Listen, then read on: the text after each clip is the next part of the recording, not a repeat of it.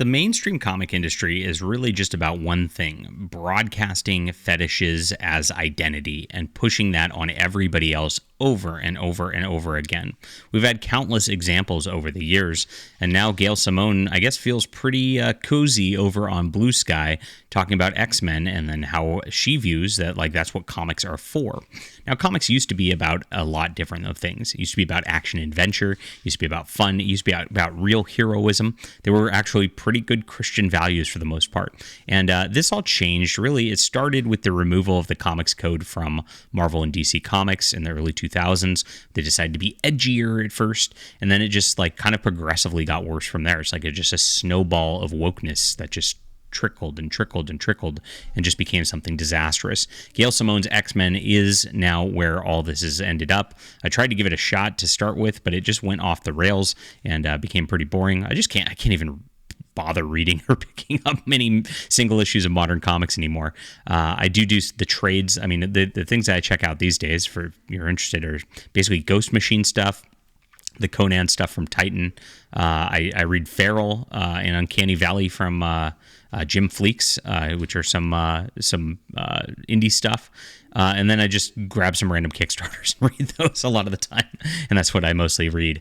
So, and then old stuff, of course. That's what I look at, because it's just like there's no reason to read any of this stuff. The Marvel and DC slop machine is the worst it's ever been. They're just holding the IPs for the movies, and the movies don't even know what to do with things at this point. There's no continuity. None of it matters, and so like, why even bother? I mean, it's really telling that the only stuff that's selling out of these companies is Absolute and Ultimate, which are just Elseworlds variants. Like, how long is that going to last? Not even that interesting either. But it all needs to change, and we're going to get into what Gail Simone's saying in just a moment. Please hit the like and subscribe button. Join us here. I'm a comic creator myself. I've been doing a lot of work in recent years, and I'd like you to sign up for my newsletter in the description below. You get 3 free books for doing so, including a sci-fi book, a fantasy book, and a full superhero graphic novel. It's the best deal on the internet. This Flying Sparks is where it all starts. I'm going to have an omnibus coming out that's going to be 450 plus pages long. Amazing stuff. Very, very soon. So you can start reading it here and get in on this and then get on the beautiful just hardcover omnibuses that we're going to be producing that are really second to none. Let's get into the news of what Gail Simone's saying. So Gail Simone, the writer of Marvel's Uncanny X series, has recently shared her belief that the most fun in comics are the deeply unsavory.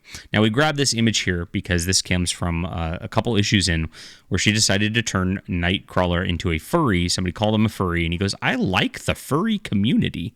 And again, this doesn't read like normal dialogue. This is like that kind of like millennial dialogue out there where everything has to be some meta reference to something else. The community, the society, it's like, oh gosh, it's all about our community, right? Their parties are magnificent. It reads like Nightcrawler's got like a lisp and a whole gay sort of element to him. When Nightcrawler used to be a Catholic priest, you got to remember, but they've changed that over the years. They turned Mystique gay with her lover, and they had a lesbian lover baby. I don't even know how they had it. But Nightcrawler officiated their gay ceremony. It was really ridiculous. This is all X-Men is at this point. X-Men, EX-Men is what I'd say. So here's what Gail Simone wrote about this, and she's obviously pushing it. She says, "I legitimately believe that the most fun comics are the deeply unsavory.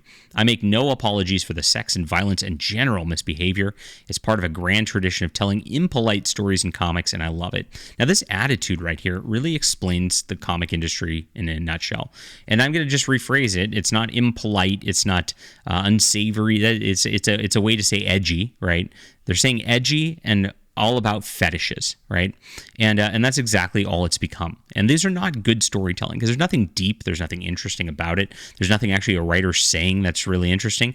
This is like female romantasy slop being put into comic books, and that's exactly what we've got. If you see who's writing these days, you got Stephanie Phillips, who's like, on Daredevil. They're hiring these like YA romantasy writers like Mariko Tamaki to go into comics. That's all they're writing, and that's all they're pushing in this stuff. Now, what these used to be was boys' action adventures comics. They didn't used to be really deep to begin with, as far as Marvel comics go. You get some interesting stuff in the subtext of great power and great responsibility in some of the Thor comic books, perhaps, and some interesting sci-fi comics out of the original Fantastic Four. But beyond that, like, you really don't have a lot. It's comic books after all. It's dudes beating up monsters is really what it comes down to. And that's all changed. Like I said, it's now romantasy slop. That's all it is. That's all they're pushing. I want you to bamf me. Again, this is all that millennial style writing. Here it is. The community, the furry community. So bamf is what Nightcrawler does when he flickers in and out. That's the dialogue. So this is a meta commentary on the X-Men issues. It's disgusting. Like when number 2, it's like it's such cringy dialogue. Like why would you even put that in here? There's even more. You know what's this awful thing is, you dumb fascist bastard. Why does everybody talk like an idiot, like a blue hair woman on Blue Sky? Like this is exactly what we got. Those syringes are full of drugs that enhance the pain. All right. So there it is. Pisses you off. Yes. These are all modernistic bad dialogue. In our modern times, there's many who might agree with this assertion. They equate fun with all kinds of debauchery. The one thinks of the oxymoronic phrase, it's good to be bad. However, this is not really fun, but the enslavement to one's lower appetites. This is pretty deep right here by by John Trent over on Fandom Pulse, where you should sign up. This is really good. It allows one to be ruled by base emotions. It might feel good at the time, but right after it's like an alcoholic party, and one will suffer a painful headache. And if one continues to engage in such behavior over time, it can lead to liver failure and other health complications.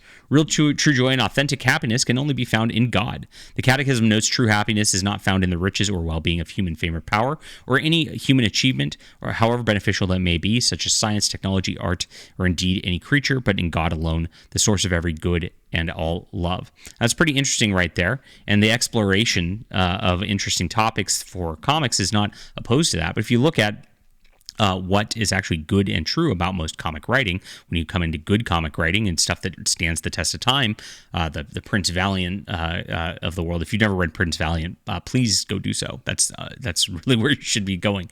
If you look at Peter Parker and his selfless sacrifice, if you look at Superman, who very much is like a Christ-like sort of allegory on that. If you look at the best Catholic heroes like Batman and Daredevil, it's very obvious like that their morality and like their cause for a greater good, their self-sacrifice for a greater good, is what makes their stories truly compelling, what makes them stand the test of time. Those true morals, the true values, the true heroism is really where comics is failing, just at the very surface level, and everything after it then becomes surface level. The dialogue sounds surfacey, the plots sound surfacely, and nothing ends up mattering. That's exactly why we're at the state where we're at right now. And X-Men's not particularly selling that well. For Uncanny X-Men, it's pretty far down the line. They've really not been able to do much with it ever since Jonathan Hickman kind of blew up the universe with his interesting world-building idea that was poorly executed. And of course, we saw all the diversity hires that then took over when he bailed and didn't even finish out his story. There's a lot that went on there, and they really haven't been able to recover from that. But it's going to require a top-down, just like gutting of Marvel and DC Comics at this point to change anything. There's got to be somebody with a clear editorial vision who makes continuity real again and makes it feel like it's actually continuing again. And I think that we're going to have to erase this whole era somehow. I hate retcons, but there's no way out at this point because they pushed too far. Leave a comment down below with what you think about this. They deeply unsavory. Please hit the like and subscribe button. Check out my newsletter in the description below for something different. This is real storytelling. We're bringing it back, my friends. I appreciate you being here. Sign up today. Go to my web store. You can pick up some comics. We got physical books and the like that are beautiful. Grab them. I appreciate everybody who does so. We'll be back.